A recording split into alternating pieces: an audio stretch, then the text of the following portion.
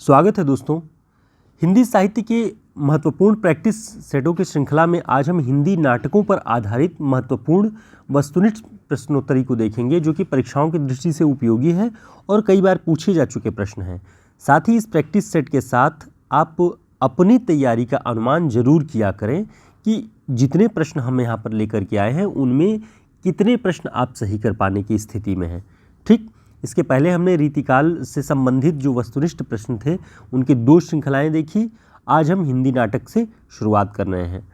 पहला प्रश्न है, विष्णु प्रभाकर का कौन सा नाटक नाट्य रूपांतर है? सबसे पहले नाट्य रूपांतर को समझिए कि नाट्य रूपांतर वह तरीका है साहित्य में जिसमें कहानी, कविता, उपन्यास या किसी अन्य भाषा की नाटक, इन सब सारी चीज़ों का नाटक रूप में रूपांतरण किया। यानी कोई कविता है तो उसको भी नाटक में रूपांतरित कर दें, रूप का अंतर कर दिया जाए। उपन्यास है तो उसको भी नाटक के फॉर्म में लिखा जाए। तो ऐसा ही विष्णु प्रभाकर का कौन सा नाटक नाट्य रूपांतर है? तो ऑप्शन है बंदिनी, डॉक्टर, युगे युगे क्रांति, इनमें से कोई नहीं। तो इसका जो सही उत्तर है वह है बंदिनी। विष्णु प्रभाकर का जो नाटक है बंदिनी वो नाट्य रूपांतर है। किसका? प्रभात कुमार बंदोपाध्याय की कहानी देवी का नाट्य रूपांतरण है। ये आपको ध्यान रखना है कि एक कहानी है प्रभात कुमार बंदोपाध्याय की देवी नाम से, उसको इन्होंने नाटक के रूप में रूपांतरित कर दिया है। ठीक, आ गया समझ में? आगे देखते हैं, मुद्रा राक्षस का कौन सा नाटक नाट्य रूपांतरण है? ऑप्शन है तिलचट्टा, आला अफसर, मरजीवा, संतोला। तो इसका जो सही उत्तर है वह है आला अफसर। मुद्रा राक्षस ने एक नाटक लिखा आला अफसर नाम से, और ये नाट्य रूपांतरण है किसका? रूसी नाटककार गोगोल। रूसी नाटककार गोगोल का नाटक है द गवर्नमेंट ऑफिसर या इंस्पेक्टर जनरल। कोई भी नाम अगर आएगा तो आपको ये चुनना है कि द गवर्नमेंट ऑफिसर या इंस्पेक्टर जनरल, उसी का हिंदी में नाट्य रूपांतरण किया है आला अफसर नाम से। किसने किया? मुद्रा राक्षस ने। ये सारे इम्पॉर्टेंट चीज़ें हैं, आपको ध्यान रखना चाहिए। इसके अलावा नाट्य रूपांतरण को बढ़ावा दिया गया काफ़ी, बहुत सारे उपन्यासों का, बहुत सारे कहानियों का नाट्य रूपांतरण किया गया। इसी क्रम में मन्नू भंडारी की किस रचना का नाट्य रूपांतर किया गया है? अब आप देखिए कि इसमें जितनी रचनाओं के नाम हैं सब मन्नू भंडारी के हैं, लेकिन किसी एक का नाट्य रूपांतर किया गया है। वो कौन सी रचना है? ऑप्शन है आपका बंटी, यही सच है, महाभोज, बिना दीवारों का घर। तो इसका सही उत्तर है महाभोज। महाभोज मन्नू भंडारी का उपन्यास है, लेकिन इसी उपन्यास का गिरीश रस्तोगी जी ने नाट्य रूपांतरण किया हुआ है। ठीक, अगला प्रश्न है, श्रीलाल शुक्ल के उपन्यास राग दरबारी का नाट्य रूपांतरण किस नाम से किया गया है?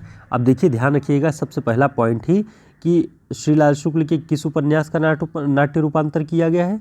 राग दरबारी का। ठीक, अब आगे देखेंगे कि किस नाम से इसका रूपांतरण किया गया नाट्य रूप में। ऑप्शन है छाकों की वापसी, रंगनाथ की वापसी, वापसी, लौटा हुआ मुसाफिर। तो इसका जो सही उत्तर है रंगनाथ की वापसी। रंगनाथ प्रमुख पात्र रहता है राग दरबारी उपन्यास में श्रीलाल शुक्ल के, और उसी के नाम के आधार पर इसका नाट्य रूपांतर गिरीश रस्तोगी जी ने किया, रंगनाथ की वापसी। तो राग दरबारी का नाट्य रूपांतर रंगनाथ की वापसी। ठीक, अगला प्रश्न है, रामेश्वर प्रेम का कौन सा नाटक नाट्य रूपांतरित है? देखिए, बहुत सारे ये ऐसे प्रश्न हैं जो कि यूजीसी नेट में कई बार पूछे गए हैं। कोई प्रश्न महत्वपूर्ण होता है तभी किसी बड़ी परीक्षा में पूछा जाता है। इस दृष्टि से आपके लिए, आप टीजीटी पीजीटी की तैयारी कर रहे हो, बिहार की, उत्तराखंड की या केवीएस एनवीएस, सब में असिस्टेंट प्रोफेसर की परीक्षाओं तक में ये सारी चीज़ें पूछी जाती हैं। तो रामेश्वर प्रेम का कौन सा नाटक नाट्य रूपांतरित है? ऑप्शन है चारपाई, राजा नंगा है, शस्त्र संतान, लोमड़ वेश। तो इसका जो सही उत्तर है वह है लोमड़ वेश। रामेश्वर प्रेम का नाटक है लोमड़ वेश, और ये नाट्य रूपांतरण है। किसका नाट्य रूपांतरण है ये देखेंगे कि यह नाटक अंग्रेज नाटककार वेन जॉनसन के हास्य नाटक द फॉक्स या वाल्पोनी का हिंदी रूपांतरण है। द फॉक्स या वाल्पोनी का हिंदी रूपांतरण है लोमड़ वेश, रामेश्वर प्रेम का।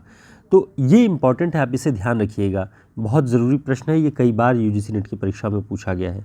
दोस्तों, अगर आप अपनी तैयारी का समग्र मूल्यांकन करना चाहते हैं तो हमारे इसमें प्रैक्टिस सेट के साथ वन लाइनर क्वेश्चंस और कम से कम 25 महत्वपूर्ण रचनाकारों पर जो अब तक परीक्षाओं में, सभी परीक्षाओं में पूछे गए प्रश्न, उनका कलेक्शन है।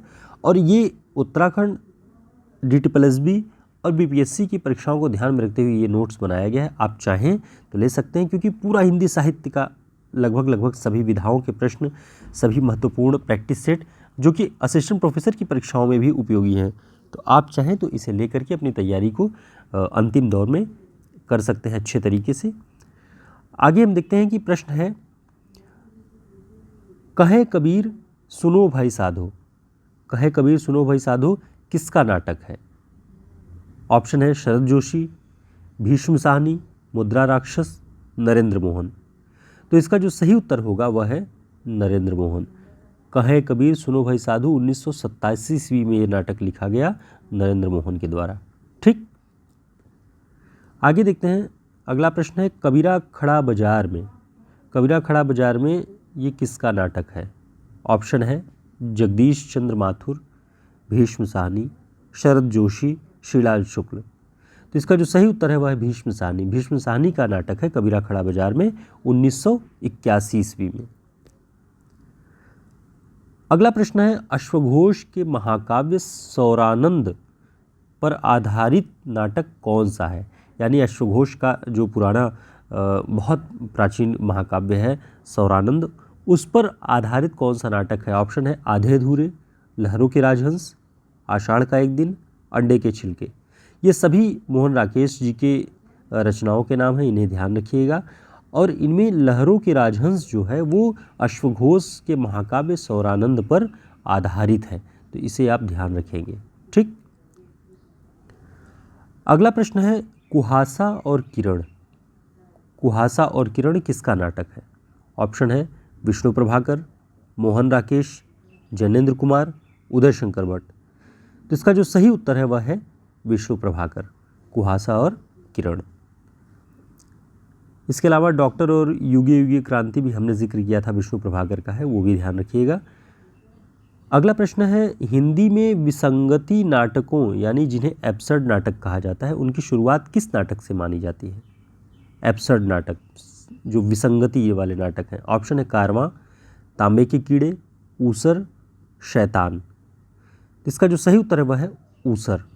भुवनेश्वर का जो एकांकी या नाटक कह लें ऊसर, इससे हिंदी में विसंगति नाटकों, एब्सर्ड नाटकों की शुरुआत मानी जाती है। इसके अलावा कारवां, तांबे के कीड़े, शैतान, ये सब उन्हीं के नाटक हैं जो एकांकी के रूप में हैं ज़्यादातर। उनमें ऊसर से एब्सर्ड नाटकों की शुरुआत मानी जाती है। तो दोस्तों, उम्मीद है आपको ये प्रैक्टिस सेट आपकी तैयारी में, आपकी तैयारी के मूल्यांकन में काफ़ी उपयोगी होगा। आप अपनी तैयारी को समझ पाए होंगे कि कौन सा हिस्सा आप अनावश्यक समझ के छोड़ देते हैं और उन्हें ध्यान रखना बहुत आवश्यक है। उन्हें भी आप अगली बार जब भी रिवीजन करें, अभी समय है, जैसे ही रिवीजन करें तो इन सारी चीज़ों को भी एक बार ज़रूर देख लें। और आप चाहें तो इस प्रैक्टिस सेट को इस नंबर पे ऑर्डर कर सकते हैं हमारे, जिससे आप अपनी तैयारी रिवाइज़ कर सकते हैं बहुत कम समय में। फिर मिलते हैं एक नए प्रैक्टिस सेट के साथ, तब तक के लिए नमस्कार।